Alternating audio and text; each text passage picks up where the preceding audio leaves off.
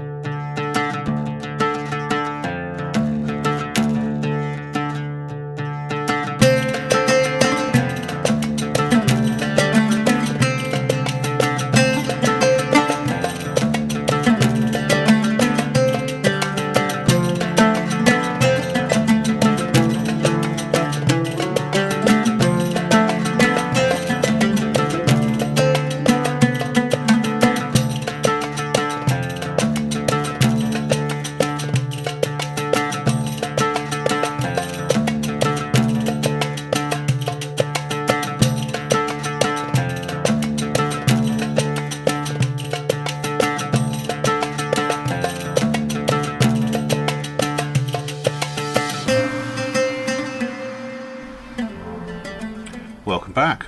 Right, the Nighthawk. What do we think of this then? Well, the instructions from Jie Star, to be honest with you, they're really pretty good, and they need to be, which we will get into in a little bit. But yeah, they're not bad at all, and the bricks, everything fits, nothing missing, nothing warped, and there's a few, half a dozen, 8 pieces left over. So I mentioned at the very start that this is a model that I never thought I'd do, and the reason for that is not because of the cost or anything like that. The reason is, well, any designer who's going to take something like this on, with the amount of different angles that this thing has, is a very, very brave man. And Jie Star have been very, very brave to do this. It's one of those sorts of things that I've seen in, obviously we've all seen these things in pictures and on the TV and things like that, but I've seen this model floating around for some time, and I never really thought much of it. And the reason for that is it's one of those things. It's almost a case that obviously this was designed for stealth, so it reflects the radar in weird ways and has radar absorbing coating and that type of thing. But it's almost like it does it to photographs as well. This thing is not the most photogenic. I don't think you really get an idea of the scale and the complexity of the angles that this thing has on it and that are required to be replicated when you know, if somebody has designed this and to be built. But Jie Star have been very brave on this, and to a large extent they've really pulled it off. I've got to take my hat off to them. This is so much better than I thought it would be. As I say, I was expecting to build a model that looked a bit like the pictures, which to be quite honest with you, was really quite ugly. This, while yes, it's not the prettiest plane in the world, but it is. I don't know if this is coming across on the video at all, but this is a far better model than the pictures that I've seen online of it would suggest. Far, far better. It's very, very clever in the way that this has been designed. It's not without its faults. Jie Star have taken the shot and largely they've hit, but there are a couple of little misses on here, some of which were, I'm afraid, probably inevitable, but they've done a cracking job on this. I'll tell you straight away, if you have any inclination that you want a F117, I can recommend this, but with a few caveats to it. First of all, this is built almost in three sections. You basically are building this sort of giant V. I'm going to leave the stand there. Oh, actually, no, we'll take the stand off. Well, I'll take part of the stand off anyway. You build this basically this giant V, pretty much first of all. And what's nice is it's flat, so you can manipulate it really very easily, despite the size that it gets to. You also don't put on the undercarriage and the Bombay doors or anything like that until really quite late on in the build, which is again very, very helpful. Now they're a little stiff, shall we say. Now I may not be able to get these open from this angle. Oh, there we go.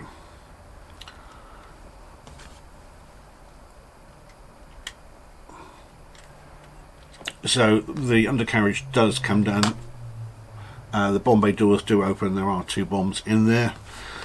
Some people skip through the speed build, so that does all work quite nicely. You can have it with the undercarriage down, or you can have it just sitting on a shelf quite happily. You don't need to use the stand, although I have to say this is quite possibly the most over-engineered stand that I've ever seen in my life for a brick model, but it is very good and I would recommend using it. So let's just pop this down. Then of course, once you've done your basic chassis, let's call it, then you move on to the substance of the fuselage, and this is where things start getting interesting. Let's go with that. The reason being is obviously with all these different angles that you have got, they will not follow the general brick pattern. Trying to marry this all up as if you were doing, say, a turret, which in some ways this does sort of resemble. Could you do it? Probably not. Although the guy who designs the turrets for Guanjun, if anyone could do it, he could. Bob, his name is. But just all the different angles that this thing has, that obviously needed to reflect, to dissipate the radar, makes this an incredibly challenging build. And there are some builds I've had that have been challenging for all the wrong reasons. They've just been really poorly designed. This, on the other hand, I don't see how they could have designed it realistically any other way. But it does make it very, very difficult, and I think that there are one or two areas in the instructions that perhaps not necessarily wrong, but potentially in the wrong order. So, for instance, with the fuselage, for you put these panels in before you put in the sides of the fuselage and these air intakes. Now I think that that's wrong. I think that this would have worked better by putting in the sides of the fuselage, then the air panels, then these panels, and then finally these panels. These ones aren't too bad because of the way that they're in. The rest of them are a little bit trickier, and to get these side panels in, once the air intakes and this panel is in, it is a nightmare to do, because it's absolutely got to be spot on, not even millimeter perfect, nanometer perfect in position. Otherwise, what tends to happen is you for instance, so these bits are on, you're putting this bit on, it moves that in getting this in, so then you're getting this in, the air intake back in, that then moves this bit, so you're getting this bit back in, that bit then manages to pop out the side on the fuselage. Now normally I'd whinge like hell about that's really bad design, but I've sat and stared at this for a while, and it's one of the things that I do tend to do while I'm building is, could you have done this in a better way? And I don't see that they could have. So whilst it may not seem fair, because I would criticise another model for this, I'm not going to criticise this, because otherwise I just don't see how you could get this anywhere to near the standard that this is, because this really is excellent. This is a reasonably large model. It's about 50 centimetres long and 35-40 wide. So it's not small at all, and it will take you some time. Don't even approach this if you haven't got some patience with a build, because you do need that patience, because I can guarantee that as you put this together, you will have to do it several times because other bits ping out. And actually, what I ended up doing was, on the inside of the back of the fuselage, there's a 2x1 brick on a plate on both sides. I ended up taking that out, and that made life a lot easier. But it's very, very good. It's definitely the sort of piece that you should put in a glass box. If you notice, I'm not really touching these bits at all, because they're under a certain amount of tension, the way everything, these three bits are lined up. So I do not want to touch them, because I do not want them to ping off and then have to go back to doing it. As I say, the undercarriage, the Bombay doors, they are a little stiff, at least on mine, which is why I'm not playing around with them too much, because again, they will come off because they're a little stiff, and if you're working underneath, it'd be it's very easy, as I've found, to clunk these side bits here, and then it goes a bit horribly wrong. But this is just a very, very good model. As I say, take my hats off to them.